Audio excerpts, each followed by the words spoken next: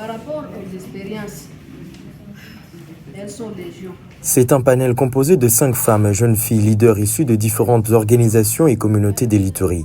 Dans le cadre de la commémoration de 25 ans de la résolution 1325, elles ont été invitées à échanger avec les participantes, composées d'un public de jeunes filles et femmes de la ville de Bunia, ainsi que celles venues de différents territoires. Objectif, créer un espace de dialogue ouvert, inspirant et constructif autour de la paix. Nous, on a commencé cette expérience depuis bien longtemps.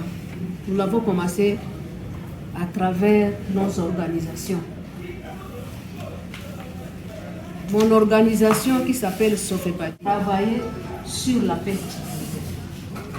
Nous avons fui la guerre ici, de Bunia en 2003 jusqu'à Beni. Nous étions juste au début de notre organisation. Il y a eu des périodes de troubles où les gens ont fui. Moi-même, j'ai fui. J'ai fui l'hôpital là où on était et je suis allé me cacher là où ça semblait être un peu sécure.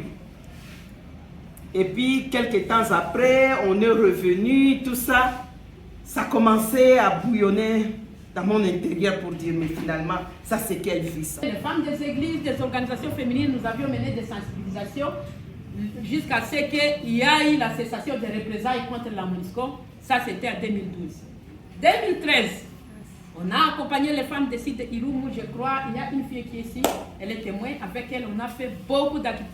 J'étais dans un club où je parlais du VIH-Sida. J'allais dans l'amphithéâtre à 10 ans, si je ne me trompe pas, 10 ans, j'étais trop petite.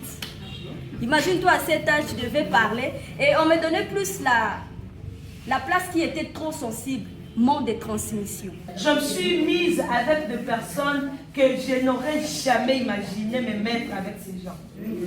J'ai rencontré, j'ai parlé devant des gens, mais c'est ce que je suis en train de faire qui m'a ouvert ce chemin. J'ai parlé pas seulement pour la jeune fille itourienne, mais j'ai parlé pour la jeune fille de l'Est de la République, devant les représentants des présidents de la République, devant les ministres, devant les ambassadeurs. Je parlais et les gens étaient en train de pleurer quand je parlais. Elle est là, elle est témoin.